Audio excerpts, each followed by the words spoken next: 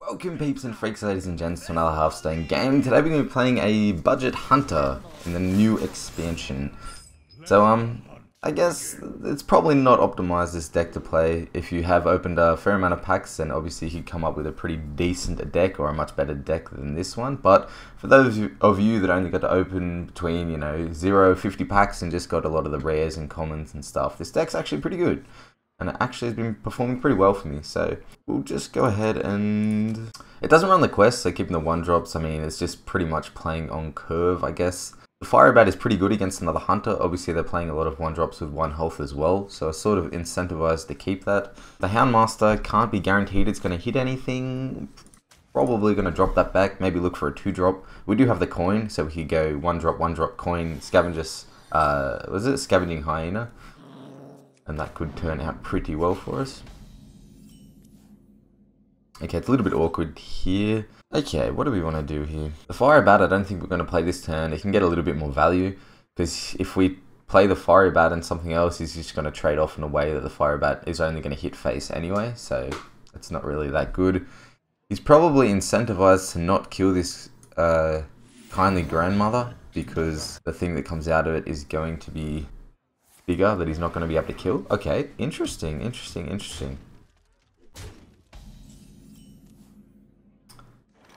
So this is going to get buffed up to a 3-3. So if we pump this in, it still trades well here. This will also be a 4-3. So if he uses hero power there, we can only play a 1-drop. And then we still got a 3-2 on board. But we are going to go like this though. I think we can get a little bit more value out of the Scavenging Hyena. And it doesn't matter which one he buffs here. I think we still get more value by not trading this in, because then he gets value here, trades this in here, and then we got 3 1-drops trading to here's 1-drop. I think it's a little bit better now if we get the Scavenging Hyena out next turn, play our 1-drop with it, and then we can get a lot of buffs off. Because without Unleash the Hounds, I don't think he could possibly clear this here. So yeah, so it's really good now. We can trade off a lot of stuff. Obviously going to trade off our Fiery Bat first into here to get maximum percentage. Okay, he wants to trade it off for us. That's fine as well. Get our Scavenging Hyena now. Yeah, we're just going to trade off our board here. I think it's best.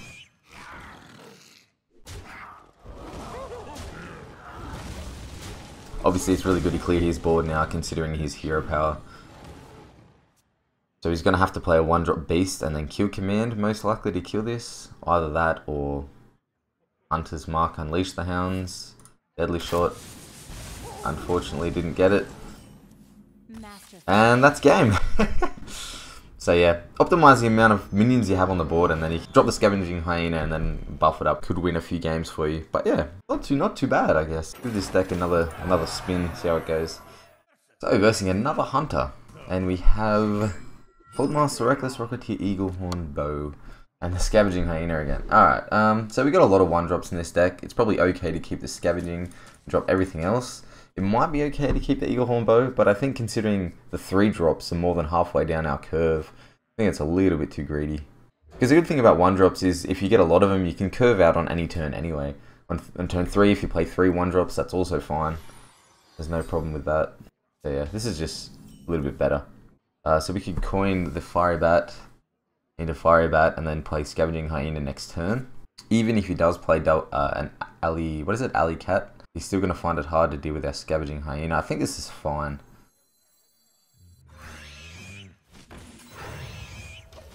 Do it like this. Okay, so we are going to double trade here, buff up our Hyena. Forces him to deal with it again. Don't really need that to hit. Probably better that it goes face anyway, because we're going to make this trade here. So now we can't kill this with the Eaglehorn Bow anymore. So really good. On 3 mana, I don't really think he can. Oh, okay, Huffer kills it. Nah, okay, didn't get it. We could go for the buff health. It's a little bit risky though. Adapt, there's 10 possible combinations. We could go for this and hope he has to run this in, but I think the safer play is just to kill command here, I think, and push the extra damage face. Because if he couldn't deal with it on turn 3, and that was the probably one of the best outcomes for him, the other one being Huffer. If he couldn't deal with it then, and now I think on turn 4 there's not really much chance he's going to be able to deal with it now. Here we go, just another Houndmaster. We can play our bow and start pushing. We could play this actually and push for a bit of damage. But I think it's better to keep our bow out.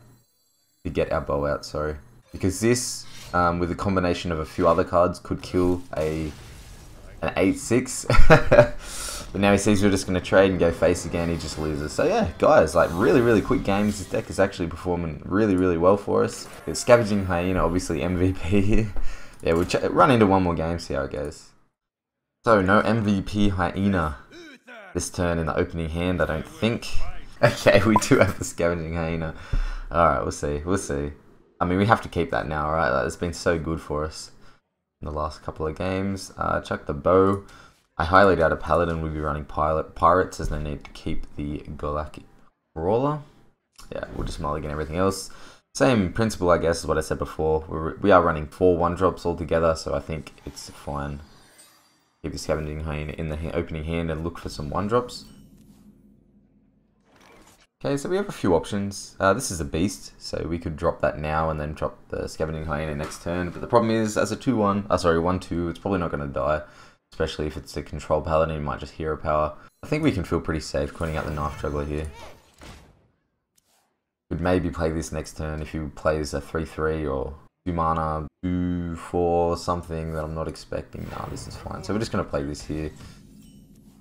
Keep the Knife Juggler alive.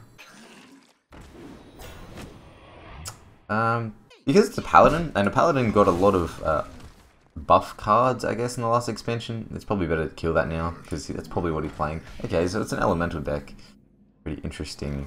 So this, the Death Rattle just puts cards in his hand. So we could probably drop Hyena and Fiery Bat. The problem is he's going into turn 4. He's probably going to have a True Silver.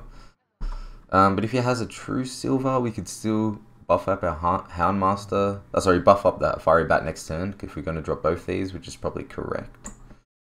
I think that's a little bit better than getting the Animal Companion. If we do get 1 ping on this 2-3, we could trade in our Knife Juggler, and then this protects us from True Silver. That's probably the correct play here. Do this. Try and get the second one. We didn't get it. Alright, so we'll just do this now. Okay, that was probably better anyway, because this way the whole board doesn't die to Consecrate. By trading that in, it obviously still does the True Silver, but then we just go with the play I was explaining before, Houndmaster on the Fiery Bat, and then he's taken a lot of damage there. That's not too bad. Wow, it's really slow. We still want to buff up this instead of this though, because protecting this is really good right now. Even if this does get outdoored. Okay, this is fine.